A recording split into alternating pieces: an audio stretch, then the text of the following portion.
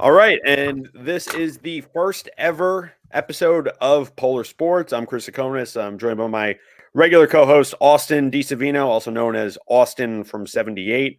For any WRSU listeners, you may remember that. I've also got his brother Troy DiSavino hopping on as a guest host for this week's pod. A lot to get to. Obviously we've got championship week in the NFL. Got our Super Bowl matchup, Bucks and Chiefs. Got Ottavino being traded to the Yankees. We'll get into that a little bit.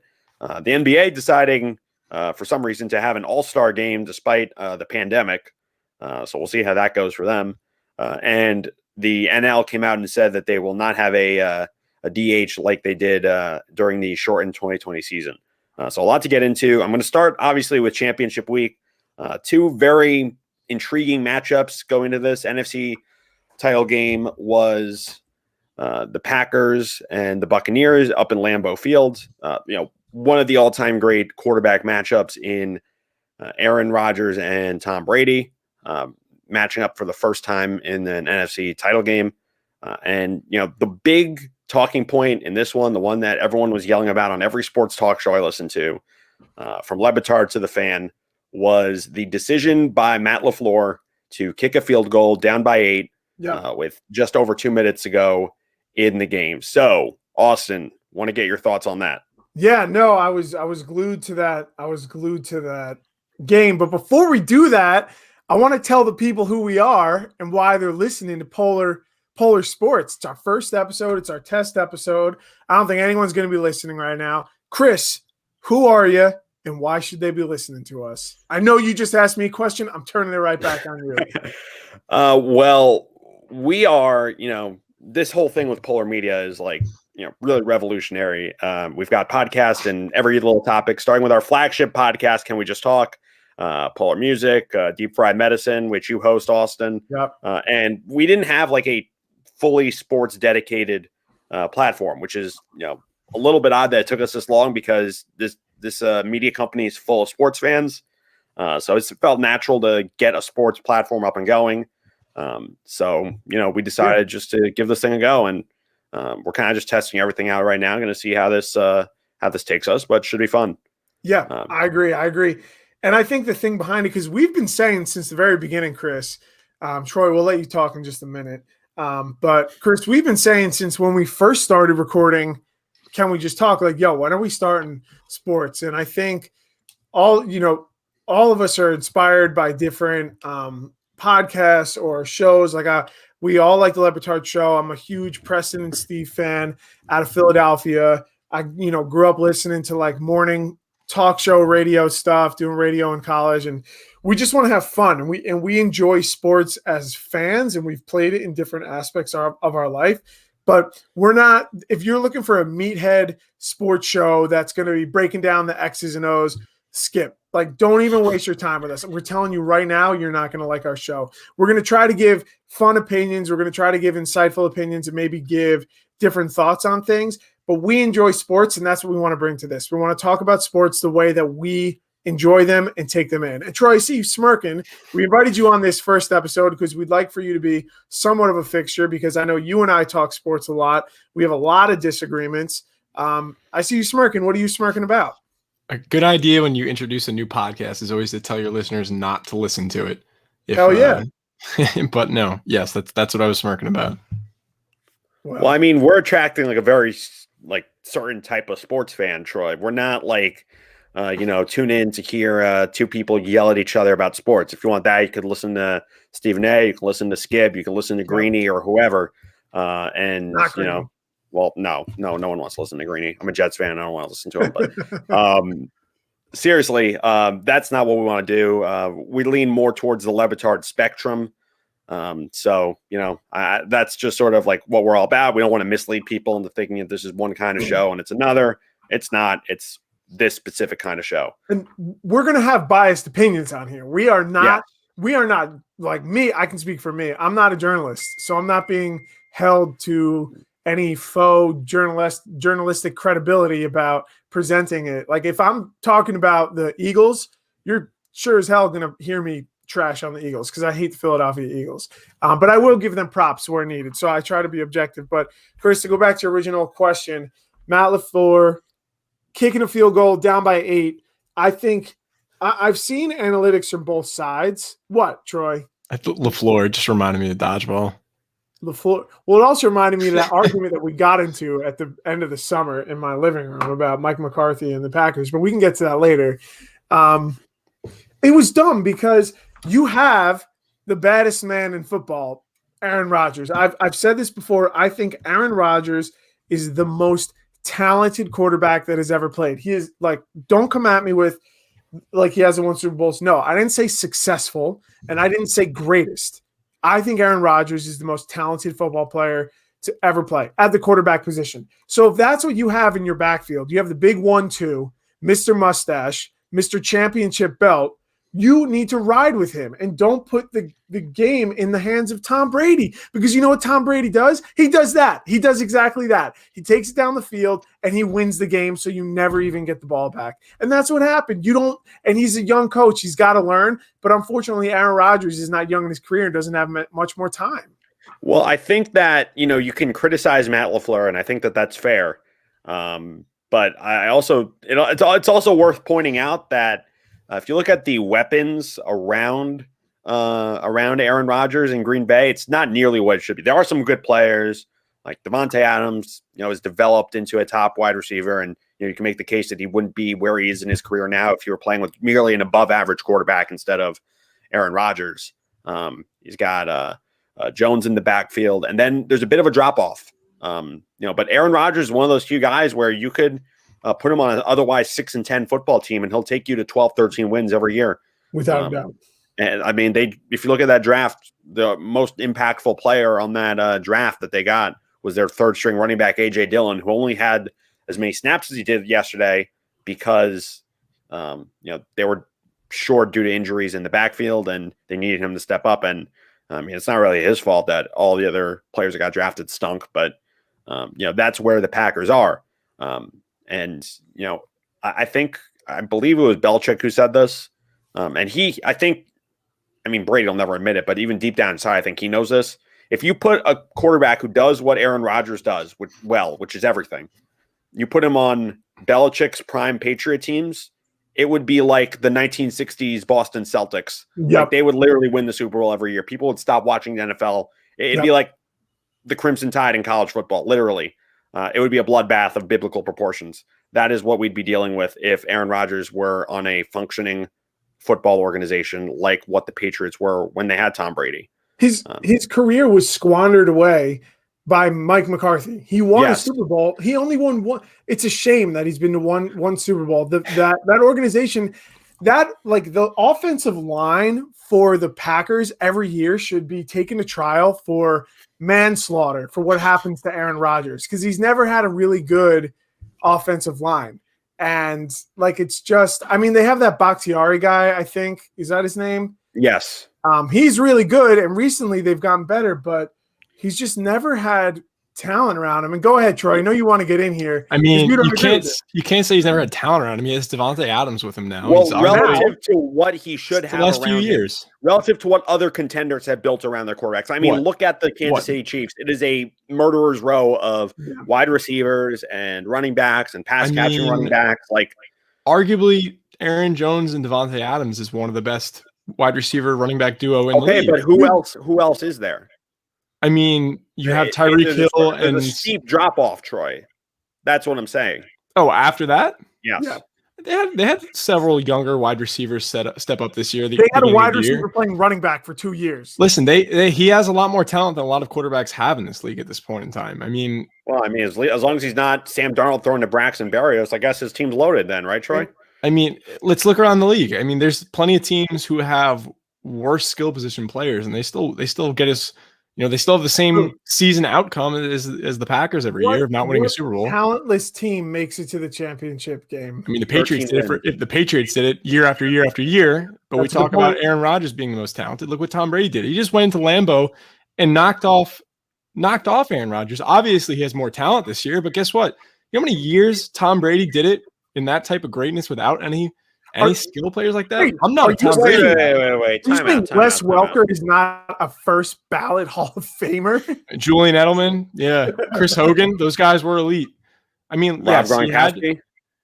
Yes, he had it. Okay, Come on. but what's better though? I mean, like, yes, Gronk is great. He was great. But Devontae Adams this year was lighting up the league. Like, he's not no schmuck. Like, the guy was crazy this year. Yeah, and he finally had talent, and he easily made it to a championship game, and he I lost. mean, Aaron And Rodgers. I'm not going to lie.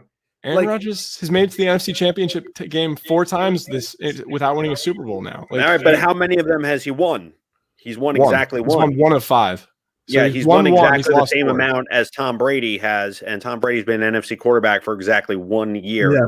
That's my So, point. I mean, it's no doubt. Like, there's no counter argument anymore that Tom Brady is the greatest of all time. Like, I think Tom Brady is surpassing Michael Jordan as the greatest athlete of all time. And like doing it in basketball is harder because I don't know. Like you're in control of a lot more of the game in basketball, but it's just that's a very physical game. Go ahead. The other thing too is when you compare like a guy like Michael Jordan who won all those NBA titles and a guy like Tom Brady who's won as many Super Bowls as he has, you also have to consider the type of league that they're playing in. The NBA is like a dynasty league. Like there are more often than not, you pick a year, you say, oh, the 90s, that was the Chicago Bulls. Late 80s, it was the Detroit Pistons. Early and late 2000s, it was Kobe and the Lakers. And then the Heat, and then the Warriors, and now, the Lakers possibly again. A couple other teams trying to vie for that. Nets being one of them. And all right, all right. If you want to get into an argument about that later, we can. But do you want to hear some of the craziest? Because I've just been seeing stat after stat coming out about Tom Brady's playoff career. There's a couple ones that really popped out to me. First of all, the fact that Tom Brady has more touchdown passes than any other Buccaneers quarterback in the playoffs in the entire franchise history is just stunning to me. And they won a Super Bowl. And he's only been on the team for a single year, and his playoff run is not even done yet, so he can still add to that. He has more Super Bowl appearances than the Bucs have playoff wins combined. He's got 10 Super Bowl appearances in his career as a starter. He's only started for 20 seasons. I say only, but the stat that really shook me when I saw this was his chance of going into a season and winning a Super Bowl every year is a higher probability of Steph Curry making a 3-point shot. He's shooting. His percentage is like, if you take just his starting seasons, he's 50%. 50% appearance rate in the Super Bowl. Like, that's the fact that the guy has a better chance of appearing in a Super Bowl in any given year than Steph Curry has making a 3-point shot is just incredible. And to get back to the point I was going to make is the NFL is much less dynasty friendly. I mean, yes, you have teams but a dynasty, here's the thing, a dynasty in the NFL is like not winning a Super Bowl necessarily every year. It's always being a contender. Like the Patriots these last 2 decades, the 49ers in the 80s and 90s. Like those teams didn't win Super Bowls 6 years in a row, the way that you have 3-peats on a regular basis in the NBA.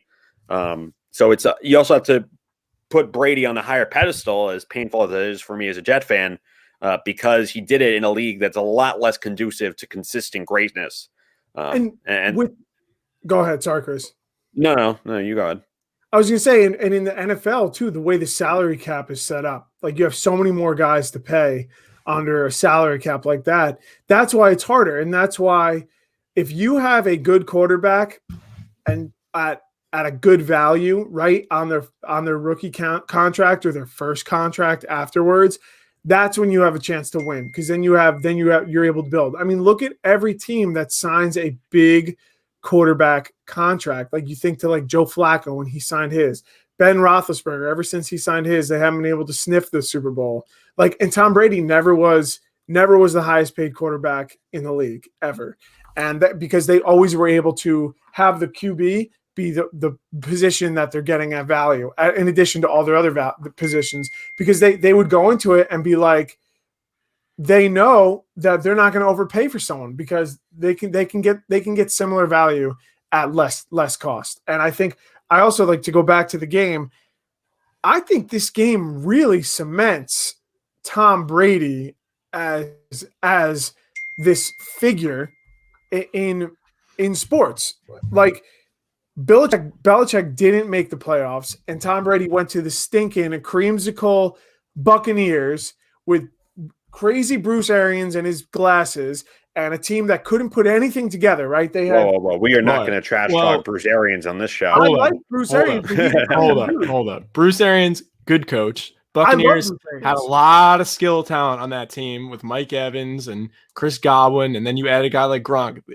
The Buccaneers team was not a Yeah. sleeper, and their defense is even pretty good. The only thing that was missing with the Buccaneers was not having crab legs Winston throwing 30 picks a year. Exactly. No, once the that team got wasn't bad.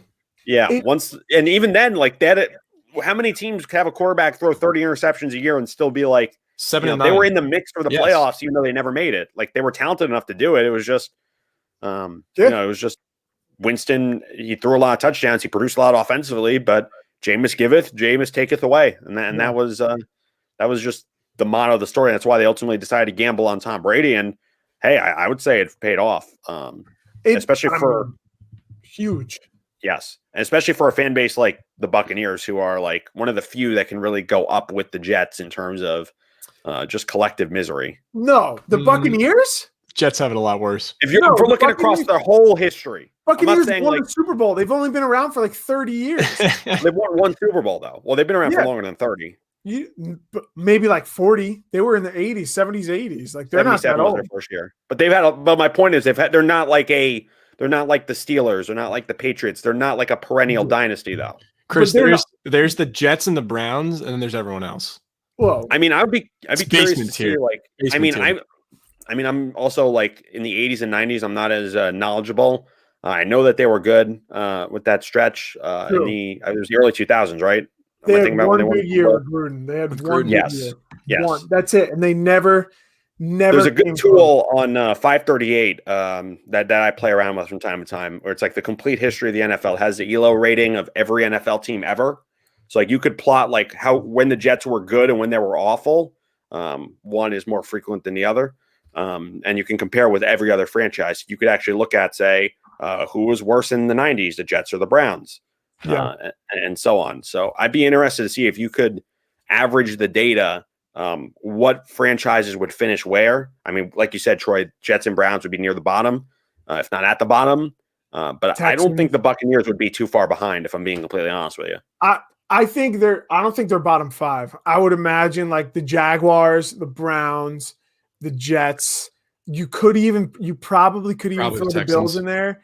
What? Well, no, the Bills had 4 Super Bowl visits in a row. They bolstered up in the middle. They bolstered up. Like you could throw San Diego in there too.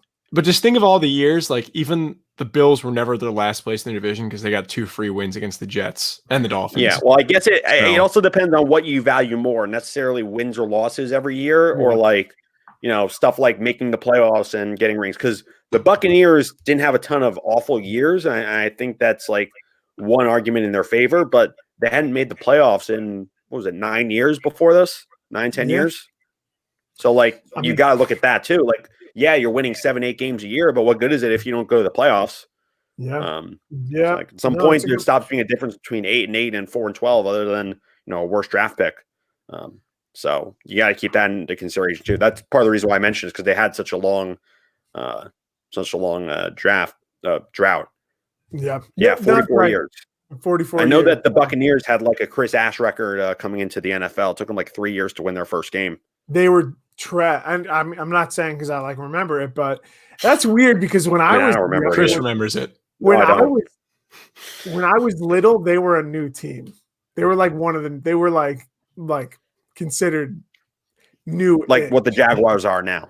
Yeah. So they had been in the league like 15 years, but I still like they were like an up and coming, like still trying to get their footing. And the Jaguars, and I remember like when the Titans came out, like Sports Illustrated for Kids had like a contest to like draw their new uniforms and stuff. And I remember when the Ravens were formed when the Browns left in the middle of the night, and that was criminal.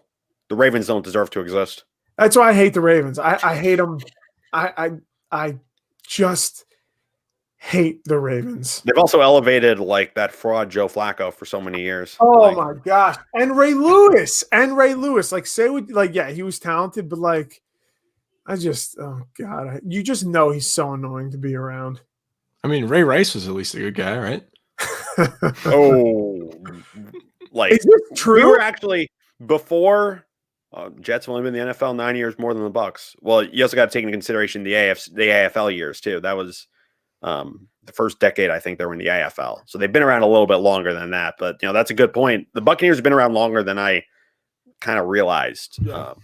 But yeah, that's a good point, Chris. Then they would be up there with the Jets and the Browns, because I thought they were like mid-80s. I'll pull up their Let me pull up their year-to-year record. If you give me 1 second, I can actually see when they were good and when they weren't. God, Buccaneers talk show. This is what we're turning into. But Tom Brady, that's what he does. He takes the circus with him. And can I just say, here's the real difference between, more so than necessarily who he has on the team, the quality of the coaching and the quality of the organization. Tom Brady is one of the few quarterbacks or even players in NFL history, in modern NFL history, to have always spent their entire career with a good organization. Yeah. The only reason why Mike McCarthy was considered for another coaching job after Green Bay is because he was riding Aaron Rodgers' coattails, as Dallas Cowboy fans are starting to discover in a way shorter period of time. I remember when he was talked about for the Jets job, and I was saying to myself, I'm like, this is not going to work. The NFL passed him by. Jets really dodged a bullet there. You guys got a lot better of an option. Yeah, you got Robert Saleh. Well, I mean, before that.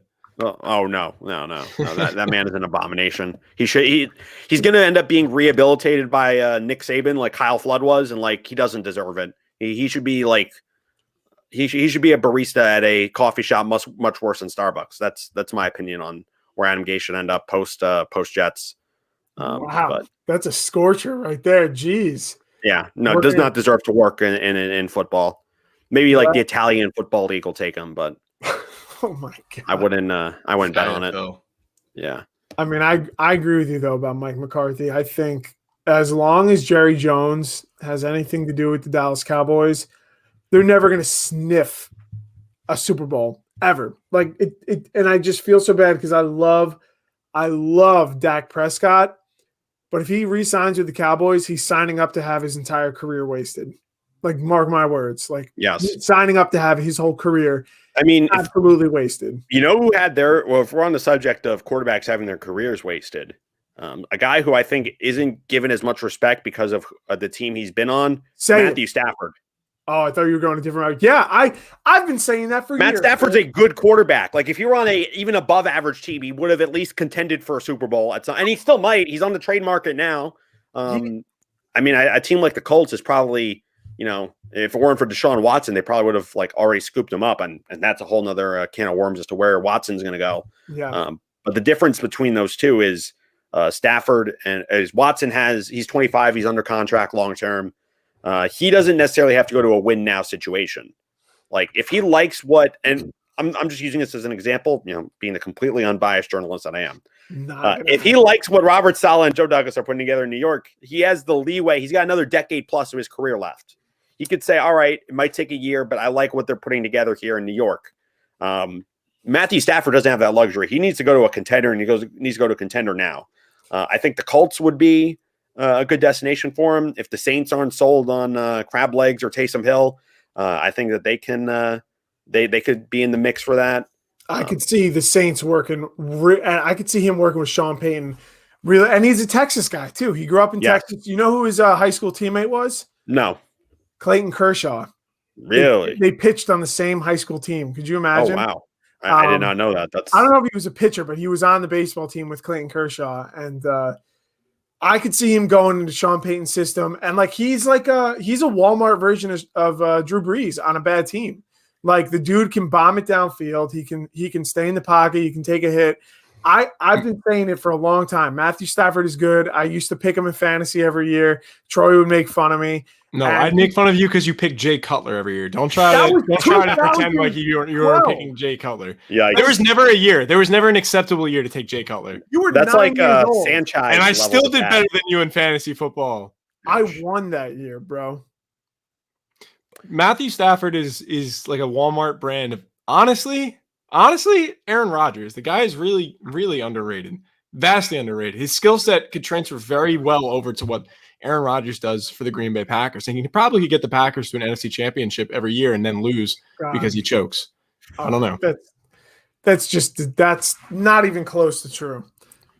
But no, Chris, there's no way Deshaun Watson goes to the Jets. So it might It's be not the, happening. I think It might be the I least think I'm desirable not thinking it's going to location. happen. I think it's a lot more probable than you give it credit for. Miami. He's going to Miami. No, I don't. No. Well, the Jets, if nothing else, the Jets should trade for him just to keep him out of Miami. He's Because if he goes to the Jets, and I know you're a Jet fan, and we're going to But- get into it over the coming weeks. His career is over. No, before the I don't end agree with of that. If I'll say this, if we still had, obviously I can pick on Gase for a whole hour if you let me. If we had Todd Bowles as our head coach, we had Rex Ryan as our head coach, late stage Rex Ryan, mind you. I would agree with that, but I think that we're seeing the page turn. It kind of reminds me of where the Nets were in 2017, 2018. They weren't a good team yet, but you could tell that they had the right leadership in place and that they were going to put it together. I think Chris. that's where the Jets are going to be. Chris, That's I'm asking you as an adult. As an adult, Yes, I am an Not- adult. not looking through your childlike fandom of the Yes. Jets. In the history of the Jets and this ownership group, do you have any evidence of solid decision making or evaluation skills? Any evidence? I mean, they put together a pretty good team in the late 2000s, 09, 2010. I mean, And if they what had happened? anyone other than Mark Sanchez, their quarterback, that team wins a Super Bowl. And I would to go back to your point on the ownership, and I'm not defending the ownership here. They have been god awful. I'm not gonna they're like in thank God for Dan Snyder, so we're not the worst territory. Yeah. But they've seemed to have, I don't want to give them full credit here, but they've changed up the organizational structure. Now it's like a normal functional franchise where the GM reports to the owner, the coach reports to the GM. And that was scaring a lot of good coaches away. And I think now that that's out of the way, they're in a position where they can, start to build. And, Robert Saleh is a guy who's well respected in the league. Joe Douglas is a GM who has, he put together the Ravens. He helped put together the Eagles. Like, he is about as strong of a GM candidate as you can have. And his early returns in terms of the draft have been pretty promising. And that's the one thing that's really been lacking from the Jets is drafting not awful players.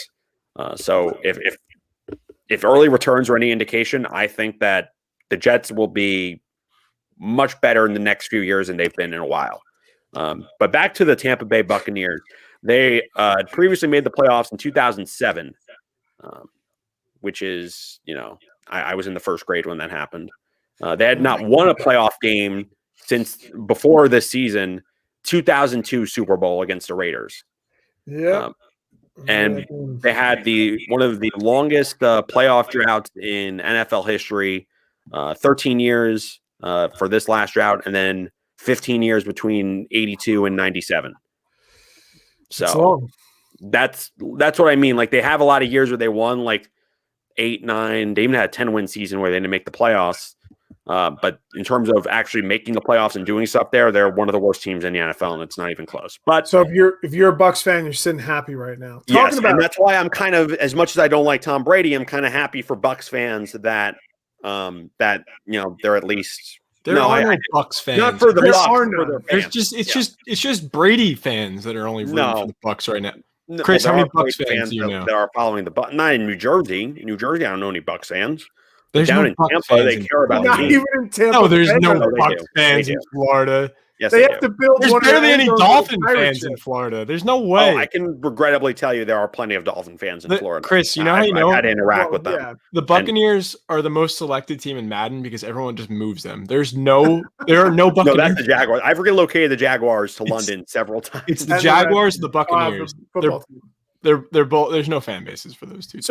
So talking about fan bases, I think this is a good transition point. Talking about fan bases that we're happy for. As a Browns fan, Yes.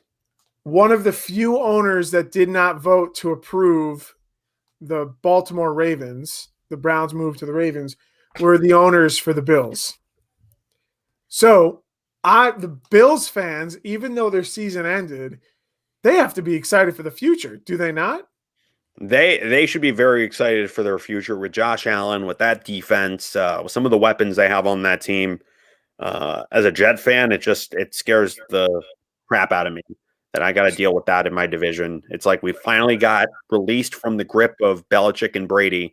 And I'm still like looking over my shoulder to see what Belichick's going to do. Because if I wake up one morning and I find that like either Stafford or somehow Watson or someone ends up in New England, like it would not surprise me in the least because that's where Stafford is going to New England. Like that's all but confirmed. I think. The only way that doesn't happen is if Rodgers like suddenly demanded a trade because he was talking about his future. But I'm grasping here. But by the way, the Patriots didn't play great this year, but like half their team was out because they decided to sit out the year. Like a lot of their defense was out. Yeah. Yes. So that was what the better part of their team was going into this year anyway. Yes. Phil, this is all part of Belichick's plan. And I have a take that I know you guys are going to disagree with me on, but I'm going to defend it. If I'm the GM of the Bills, I'm number 1 on the Houston Texans call list. Like I want Deshaun Watson and I want to get rid of Josh Allen. Josh Allen bulked up against the anemic AFC East this year.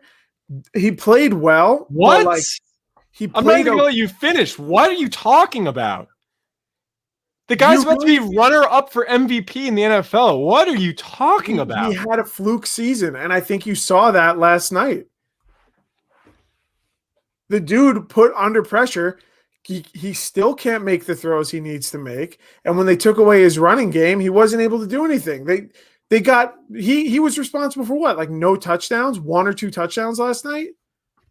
I mean, if you're going to go off a sample size of one game, 4,500 yards and 37 touchdowns. Yeah, and you know why? Because of Stephon Diggs. And this, okay, but who has to throw him the ball? Like it's not like Austin. I have seen bad quarterbacks on good teams. Like I grew up with the Sanchez. I've seen Trubisky in action. Like, I know what it looks like when a good team has an awful quarterback holding them back. That is not what we're seeing with the Buffalo Bills. Yes, it is. We are seeing the why is this in conversation? Why are we talking about this? A dynasty. And this is someone who I thought in 2018, I said, no matter what happens with Sam Darnold or what happens with Baker Mayfield, I thought for sure Josh Allen would be out of the league in 4 years. I was convinced of that going into the draft. And it goes to show how much of a moron 18-year-old Sacco is. No. And 21-year-old Sacco is not that much smarter, if I'm being honest with you. But he has been the most surprising quarterback, I think, out of all of that. Yeah, even more than Lamar Jackson. He's the next generation of Joe Flacco. I'm telling you right now. I mean, Joe Flacco did one thing really well. Joe Flacco threw the ball 200 yards really well. What does Josh Allen do? He does 2 things pretty well. He can throw the ball really far inaccurately, and he can run. The running is not going to hold up. I'm telling you right now, Josh Allen is not the future for Bills. If I'm the Bills, I'm calling for Deshaun Watson because you look at what Watson was able to do with no talent this year. Like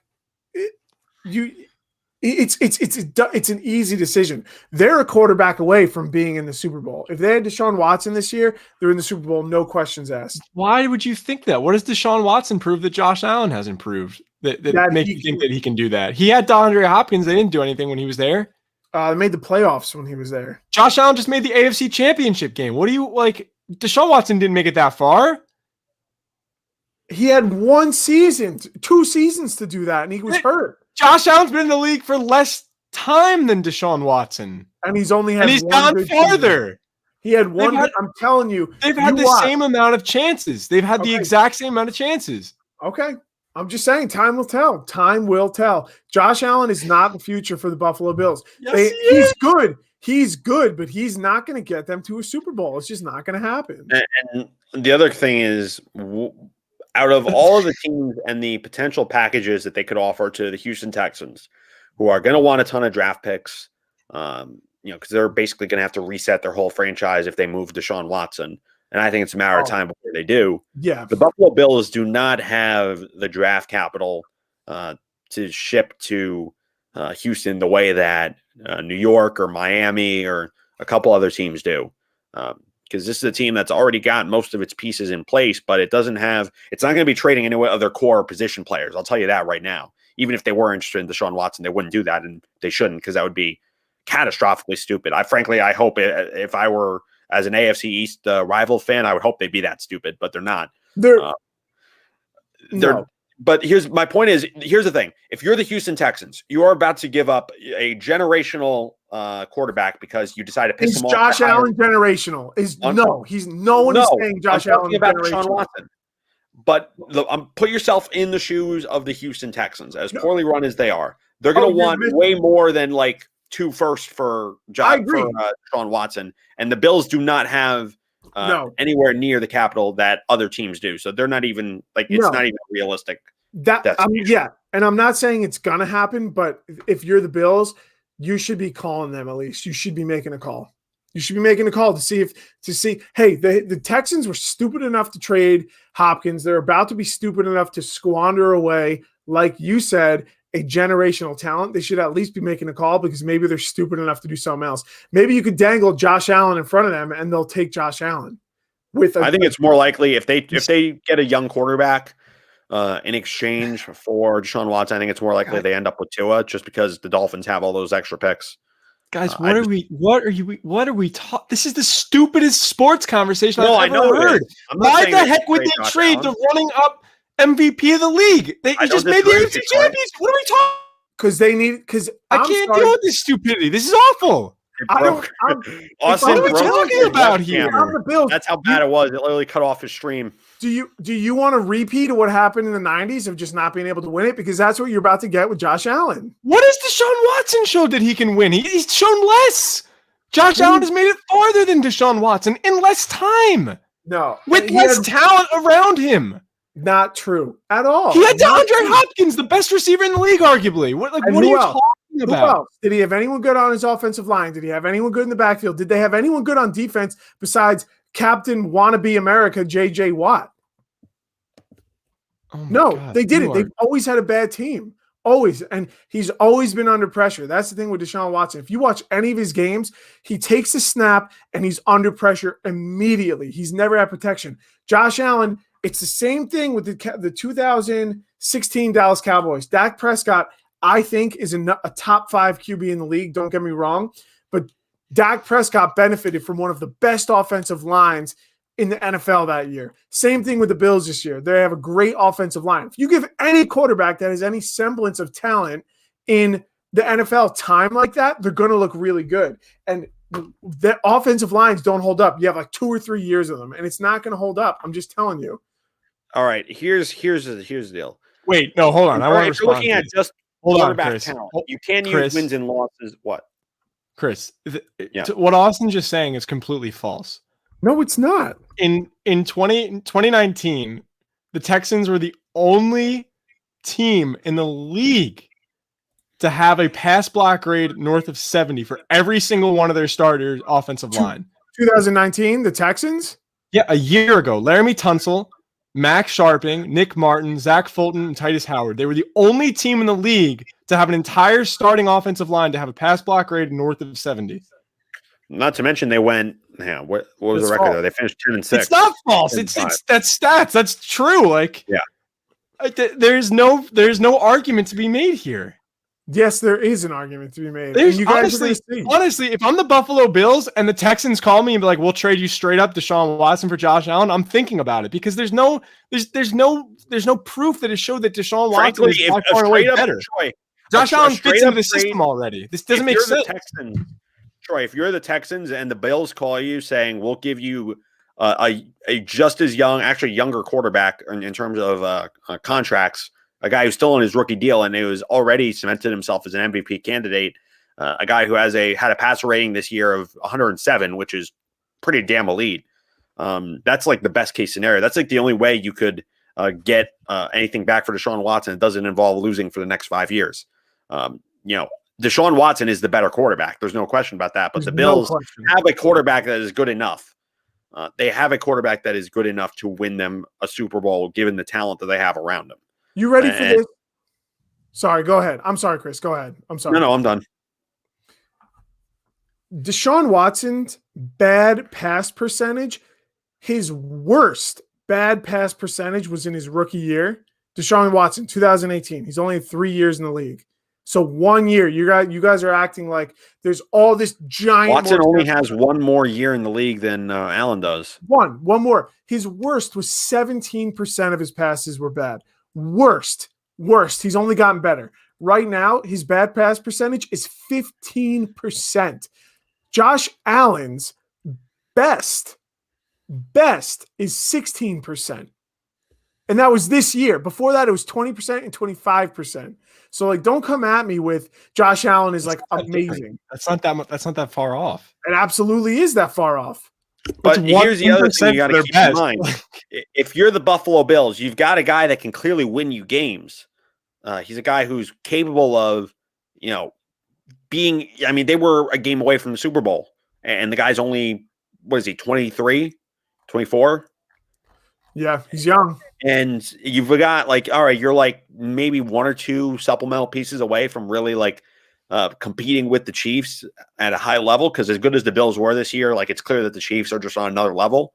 But the Bills are positioned better than probably any other franchise in the AFC in the short term to do that. So the question is, would you give up Josh Allen and a shit ton of draft capital for an upgrade at quarterback, but not a huge upgrade? We're not talking about going from Mark Sanchez to Tom Brady here. We're talking about a marginal upgrade, comparatively speaking, but also giving up all of those picks that could have been used to round out a really good football team. It's just not worth the investment, Austin.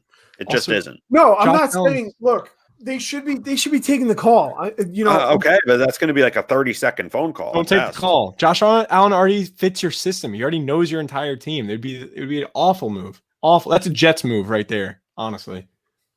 Awful move. Time will tell. Time will tell. I think the Bills are going to be cursed again by being a piece away, and I think it's going to be their quarterback position. Why are we pretending when Josh Allen stepped in this team, the Bills were such a great team already? The two have gotten very good together. Josh Allen was a very early pick in the draft. The Bills weren't just having a magic early pick because they were a good team who somehow found a way. They were a bottom tier team. And not to mention just the development that Josh Allen himself has gone through. His first year in the NFL, he only started 11 games. He threw more picks than touchdowns. It was 10 touchdowns, 12 picks.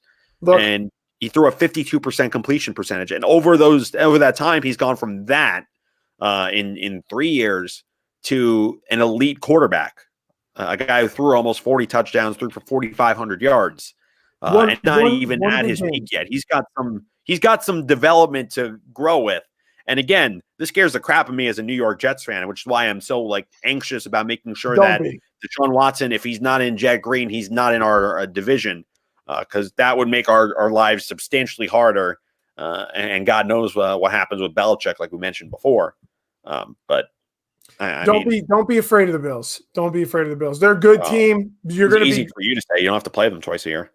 Hey, look, that's true. We have to play the Steelers and the Ravens, and Joe the Burrow Steelers they're on the front end of a rebuild. That team's not going to be good.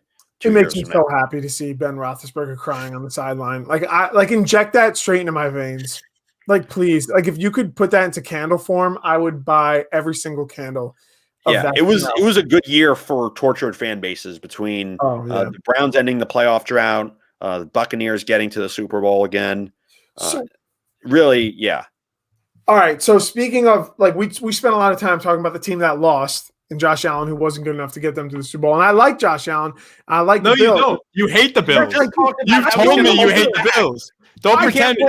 Don't pretend you like the Bills. Super Bowl say I like Josh Allen. No. Don't, Chris. Hold on. Austin, don't lie to everyone saying you like the Bills. You have told me you hate the Bills. That's not true. That's slander. You've told me, why would I lie about that? You've told me that multiple times that you hate the Bills and you don't like Josh Allen. Your takes, because the only way you could possibly make an argument that Josh Allen isn't good when he just took his team to the AFC Championship in his third year, and now he's going to be a runner-up for MVP. Football is a one-player sport. He took his team to the AFC Championship game too. That's a full team. Yes. No. Listen. No. Let me finish what I'm saying. That is the only way you could possibly have a take like that is if you hate that team and you hate that player, because it is an awful take. Did you hear? Did you hear how I introed the segment? Yeah, I know. I'm reacting properly to it. I'm reacting properly to it. Then awful take. Don't lie about liking the Bills. You hate the Bills. I was rooting for the Bills. I didn't want the Chiefs to win. You wanted the Chiefs to win. No, I did not. I was rooting for the Bills. You wanted the Chiefs, Aaron Rodgers, Patrick Mahomes Super Bowl. Don't lie. Everyone wanted that. In the moment after the Bucs had won the early game, I was rooting for the Bills. Go ahead. Prove me wrong. You can't. I know you're lying. I'm not lying. Just like you lied about liking the Bills. I know you didn't like the Bills. I like the Bills, but anyway, I digress. We're getting lost in the sauce, as the kids say. The Chiefs, no one can stop the Chiefs, and I don't think anyone can keep up with them. They play like a Madden video game. Patrick Mahomes is unreal. I do think the Browns should have won that game a couple weeks ago. They had a chance, and the Browns were the Browns, but I think the Browns kept the fight up. Like the Browns of old would have just like. Well, I don't think the Browns really like. No one can necessarily. I wouldn't even say the Browns were the Browns there. Like it was just, a case of, I mean, the fact that was a 5-point game is just. Yep. Considering where the Browns are and where they've been, I mean that's pretty good, and they're going to get better next year. I'm looking at them as like a team that could take a big jump, similar to what the Bills did this year. Exactly. The Browns have all the pieces in place necessary, and I'm a big believer in Baker Mayfield. I thought he was going to be good back when he was at Oklahoma, and he's more or less proved me right. Can't say that about a certain other young quarterback who's drafted in the top 5. We're faced with cognitive dissonance right now, Chris, and I appreciate that joke about Sam Darnold, but we're being faced with a very weird situation because we have two forces that it is impossible to doubt about to meet each other. If you look at it in a vacuum, Chiefs, there's no way that they lose, right? Like, how can you bet against the Chiefs? They have Travis Kelce, Sammy Watkins. They have that disaster of a human being, Tyreek Hill. They have Andy Reid. Like, they have freaking Le'Veon Bell is a footnote on this team. So you look at that and you're like, there's no way they're going to lose. But who are they lining up against? They're lining up against the one man that has cost gamblers probably so much money or made them a lot of money, Tom mother freaking Brady. And how do you bet against Tom Brady? So if you have money, how can you bet on the Super Bowl? Like it's Tom Brady, who you can't expect to lose because he pulled off that comeback against the Falcons. He did lose to the Eagles, which unfortunately I wish it was any other team except the Eagles because Philadelphia doesn't deserve anything good. But like, how do you bet against Tom Brady? So like, what do we do in the Super Bowl? Like, this is going to be I mean, if there's a situation where you bet against Tom Brady, this would be it, just because of how stacked the Chiefs are, especially on offense. And that's not to discredit their defense, but on offense, this is like a group of weapons that collectively, the only real comparison I've seen in football is what Alabama does in the SEC and in the playoff year in and year out. Like as good as the sum of the parts are, the sum is even greater. If that makes sense. Like, yep. You're right. Guys like Tyreek Hill, Travis Kelce, Patrick Mahomes, like everyone there is as good at what they do as the other guy. Like, it's not like, like Brady, Welker, and then there's like guys that are good, but not like Hall of Famers. Yeah. Like, a good chunk of that offense, 10 years from now, you can make a case that they'll be Hall of Famers, and a lot of them will. I forgot about Le'Veon Bell. I forgot he was on the Chiefs. And look, you have Le'Veon Bell and Antonio Brown making it to the Super Bowl, and Ben Roethlisberger is crying into his hamburgers and crying into his out-of-court settlements. And I don't really care. And I'm so happy that Ben Roethlisberger just like, I keep going back to it, but that was like being a Cowboys and a Browns football fan. There's like very few good moments in football. And that was when Ben Roethlisberger was crying on the sidelines. Like, it makes me sound like a bad person, maybe because I am, but it was just beautiful. It was beautiful to see that. Like that, like, and it's like, I was rooting for Aaron Rodgers because I'm a huge Aaron Rodgers fan, which is tough for me because I am a Cowboys fan as well, which I know, like, trust me, if you're listening to this, you're like, oh, screw this guy. I hate myself more than you do for liking the Cowboys. So you also like Tom Brady too. That's the other thing. Yeah. I have this weird relationship with Tom Brady that I hate Tom Brady, but I always end up rooting for him. I always end up rooting for him, and I don't want to. And it stems from when the Patriots, I think, played the Ravens in a Super Bowl a long time ago. I think that was the Super Bowl they played, right? It was against the Ravens or the Giants or something. I don't know who it was, but in the first Super Bowl that he played in, for whatever reason, I was like, oh, this guy's really good. I didn't really know much about the Patriots. I didn't really associate New England with Boston because I hate Boston sports. And for whatever reason, I'm stuck freaking rooting for, like, when the Falcons were beating up on Tom Brady, I was like, man, I really hope Tom Brady comes back and wins this. And he did. And I didn't want to be doing that. I don't want to be that person. And that's what ends up happening. And it's going to. I mean, if you do it every time, Austin, can you really say you don't want to do it? Like, I'm telling you, I go into it not wanting to. I will say this: I don't feel, now that he's out of New England and out of my division, out of my conference. I mean, I don't like Tom Brady, but I don't have the same like irrational dislike of him that I did when he was in New England. Yeah, it's kind of like, all right, he's retired down to Florida, and he's making some other people happy. And part of it's that he didn't like just hop from one dynasty to another, and he didn't go to like from one NFL blue blood to another. He went to a team like the Buccaneers that, as talented as they are, and made the playoffs since 2007. So it's a little different now than it was when he was in New England with Belichick. And also, I'd be really happy for like Bruce Arians and Todd Bowles if they won, because those are two, like, yes. Todd Bowles, not a great head coach, but a very good coordinator, very good defensive guy, good X's and O's guy. I mean, I mean, he wasn't the guy for New York as a head coach, but who is Todd? Well, yeah, but Todd Bowles, like, as a defensive coordinator, he's one of the best you can get in the NFL. That's a great question. I don't know. I don't know how it works. It's like the same thing. I don't want to. I've talked to Troy about this. I've talked to Fat Diego about this. I don't want to be a Dallas Cowboys fan. I have tried. It's like in The Notebook. Like, I can't quit you. That's how I feel about the Dallas Cowboys.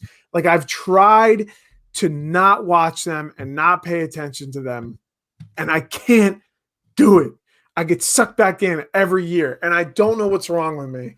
And it's something serious, but I do want to say this about the football games, and I know we're like an hour in and we have other stuff we want to talk about, but after all the heartbreak the Green Bay Packers have caused the Dallas Cowboys, it has been really nice seeing a lot of Packers on social media complain about the call that the refs made about the pass interference. And I just want to go on record. Dez Bryant caught that ball. The Cowboys would have won the Super Bowl that year, and we would not know who Dak Prescott is right now if they called that differently. Well, yeah, maybe. I mean, they had an extra year. 2015 is where they got Dak. We could have had best of both worlds there. We could have. Yeah, I was gonna say, going back to how that game was officiated, it was more. Wasn't the call itself, like, in a vacuum, like, that was obviously, like, he grabbed the jersey, like, that's a textbook call. You throw that flag 10 times out of 10. But it was more of the fact that it wasn't a consistently called game. Like, they were allowing more contact than most NFL referees for 95% of that game. And then, like, there were plays like that where the player was grabbing the jersey, tugging the pad a little bit. And the refs didn't, it wasn't flagrant, so the refs didn't throw the flag. And I like that. I like refs that let the guys play. But the inconsistency of going from letting the guys play to, at the biggest moment of that game, you call that jersey pull, I can understand why Packers players and Packer fans would be upset about that. Like, I get where they're coming from. Boo-hoo. Don't care. Yeah. I'm a bad person. If you're so upset, Aaron Rodgers shouldn't have choked so much. He should have won you the game. Oh, no. We are not. No. Aaron Over Rodgers 350 yards, over 4 touchdowns. Like, maybe Mike McCarthy wasn't the problem. I don't know. No. Rodgers carried Mike McCarthy. Mike McCarthy would not be, like, even considered for a head coaching job in 2020 if it weren't for Aaron Rodgers. Like, Aaron Rodgers said he's one of the dumbest people he's ever met in football. I mean, that also talks about how nice of a person Aaron Rodgers is. But hey, you know what? If you're as good as Aaron Rodgers, you gotta just, you get to say that stuff. Him and Joe Flacco, they get to do the same stuff. They both won a Super Bowl. I mean, like, don't say those names together, please. I mean, there have been some other, like, really. I can't put him with Eli Manning. Eli Manning's won too. What do you want me to do? Okay, all right. Can I just say this? I kind of like that, if nothing else, is like a motivating factor behind me wanting Aaron Rodgers to win at least one more Super Bowl before he retires, wherever that may be. There is no justice in this world if the football gods allow Eli Manning, who in my opinion is one of the most overrated quarterbacks in NFL history, good but not great. I wouldn't put him in the Hall of Fame. To have twice the Super Bowls as Aaron Rodgers, who is a literal cheat code, just because one had Mike McCarthy for a decade and the other didn't. I've said this before. The Giants, they won both against the Patriots, right? Yes.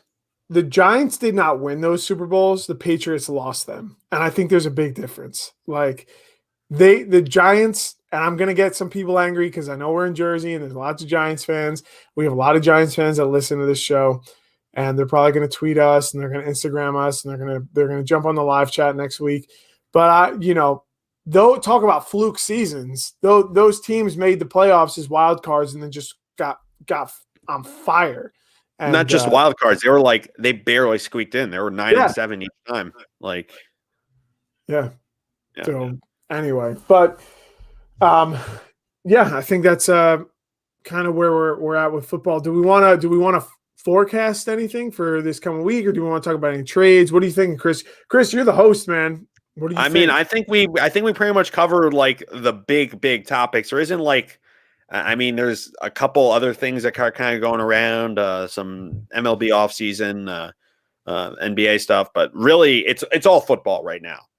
So I think that a football only hour of Polar Sports is the best way to kick this show off. So I think we can wrap this thing up pretty much. Austin, Troy, anything else you want to add before we wrap this up? Who are the Jets taking? Trevor Lawrence or the guy from Ohio State? Whose career are they ruining, buddy? I wish they had the chance of drafting Trevor Lawrence. No, I think Justin Fields is going to be a stud in the NFL. I think here's what I'm going to say about it real quick because we're coming up on a full hour of this show.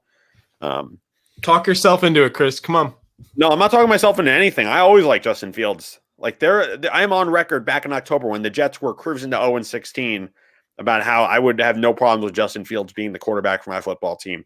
I think that Trevor Lawrence. I think they have the same ceiling, which is a top 5 quarterback in the NFL. That they have the same ceiling. Lawrence, let me finish, Austin. Lawrence has a higher floor. There's a chance that Justin Fields doesn't work out in the NFL. That's a good I think even if Trevor Lawrence doesn't develop a lick in Jacksonville, which he wouldn't be the first one, I think Trevor Lawrence at his floor is an above average quarterback in the NFL. Just even if he didn't develop at all. From this point on, you can't say the same about Justin Fields. He needs a good staff that can work on him, but I think the New York Jets finally have that in place for the first time in a long time. Chris, when Trevor Lawrence is being talked about as one of the best NFL ready prospects coming into the league of all time, how is his ceiling not number 1 back in the league? Well, no. You're missing my point here. The point is that Trevor Lawrence he's worth the hype every bit. I'm not denying that. But what makes him generational is that he's one of the few quarterbacks that could come into the NFL and be a star from day one. Most quarterbacks, even highly ranked quarterback prospects, look at Josh Allen in his rookie year, not good at all. They need the right staff. They need the right development around them for them to succeed. And Trevor Lawrence is one of those few, and you could say the same about the last generational guy, Andrew Luck, who ended up on a bad Colts team and was able to win a lot more than that team probably deserved to win. What makes a quarterback generational isn't their ceiling. It's that no matter what, they'll succeed in the NFL. But that doesn't mean that I don't think Justin Fields has a similar ceiling. It's just that Lawrence has the higher floor. And that's sort of how I view the two.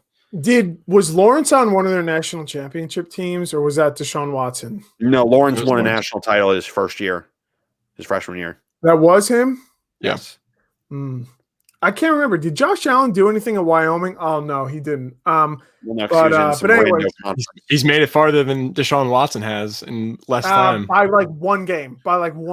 So by 2 games. Check. Oh, whoa! Check yourself, Troy. Okay, we'll see. Check yourself. Tell me the offensive line for the Texans isn't good, and yet they had arguably the best offensive line in 2019. That's still to be proven. We haven't settled anything. I think Trevor Lawrence Do you trust him though, or is he a product of a really good system? No, I trust him. I trust him. I think I'll put it to you this way. I don't know if he wouldn't be as. I don't think the gap between Lawrence and Fields is as big as people make it out to be, as people perceive it to be, because Fields has played not nearly as much. He's only started for really a season and a half, because this was not a full season for Ohio State, despite making the national title game. And he had to transfer from Georgia into a better situation, and he worked his way in at Ohio State. He got off to a rough start to his college career, whereas Trevor Lawrence won a national title as a true freshman because he was in a perfect situation and started over Kelly Bryant as a freshman. So I think it's also a bit name recognition and a bit of longevity in terms of Lawrence over Fields, because they're both on pretty stacked teams. So I think that in people's minds that causes them to overstate the gap, because how many freshmen in history have won a national title as a quarterback as a freshman? I mean, I don't think anyone has. He was a sophomore. Who? Tebow, was he a sophomore when he won? How about I think it was. Tua? Didn't he win one when he was a freshman? When was he a freshman? Was it 08? No, I'm saying Tua. Oh, was Tua a freshman? Hang on. I think so. Know. Was it Hurts or Tua that won? Well, Tua came in the second half the year that won. Right. I think he won it as a freshman. Yeah, you're right. I remember that. That was during the Levitard simulcast, Troy. Do you remember we watched that a couple years ago? That was fun. Oh, it's a tragedy that's no longer a thing.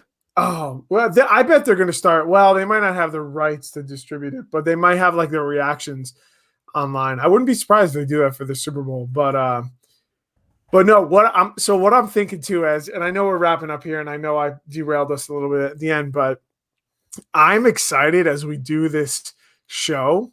Maybe it's like once a month until football season checks in, but like to track Chris's sanity as a Jet fan, like track his expectations and his sanity through the year, right? Because like, I mean, with my team combination between the Jets, the Mets, the Nets, and so on, there's a reason why I've aged as much as I have. I've gotten to do this for Chris for the past 3 years. It's been fun getting to watch him talk himself into Adam Gase and then see Adam Gase. No. We are not going to go down that revisionism. I never liked Adam Gase. I wanted him fired. I'm pretty sure he fired.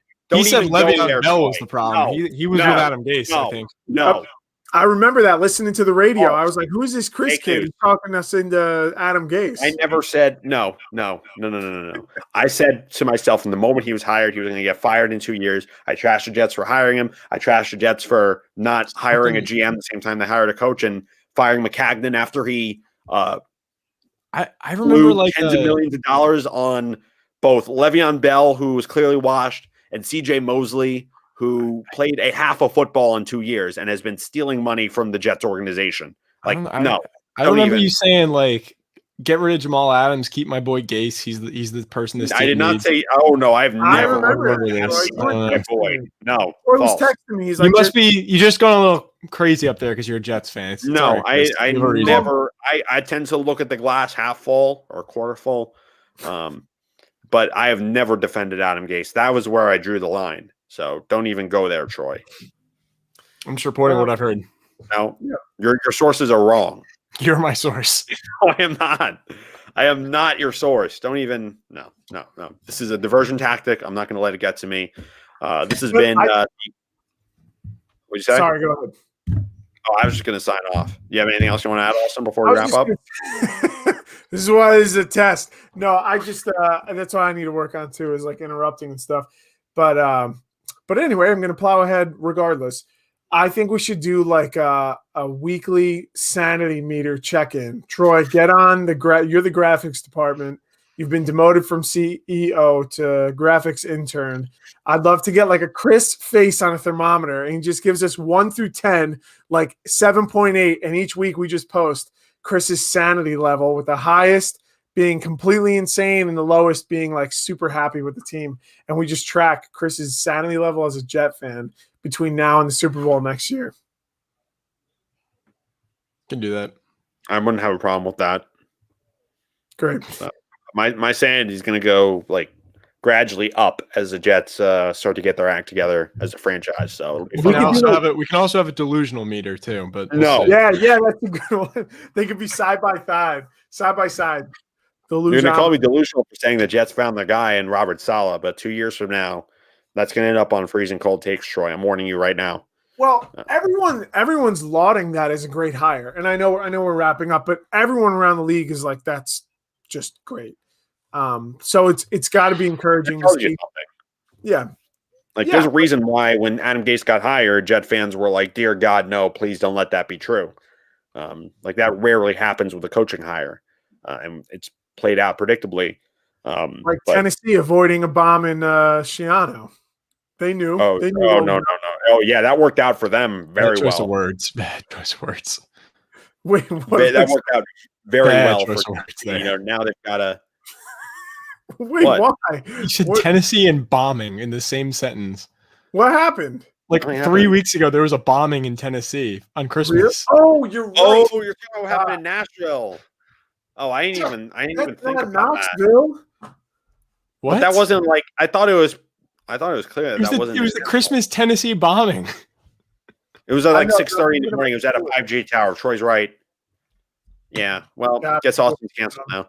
Canceled. Well, it's been a good run. Polar Sports. That's it. Yeah. Another news: Tennessee was an idiot. We're idiots for not hiring Greg Schiano, and Jeremy Pruitt was a disaster. But this has been our first ever pilot edition of Polar Sports. Be sure to check us out next Monday night. We're streaming live. And if you can't listen live, you can catch us on Spotify or wherever you get your podcasts. This has been Polar Sports for Austin from 78 and Troy. I'm Chris Sakonis. Thanks for tuning in.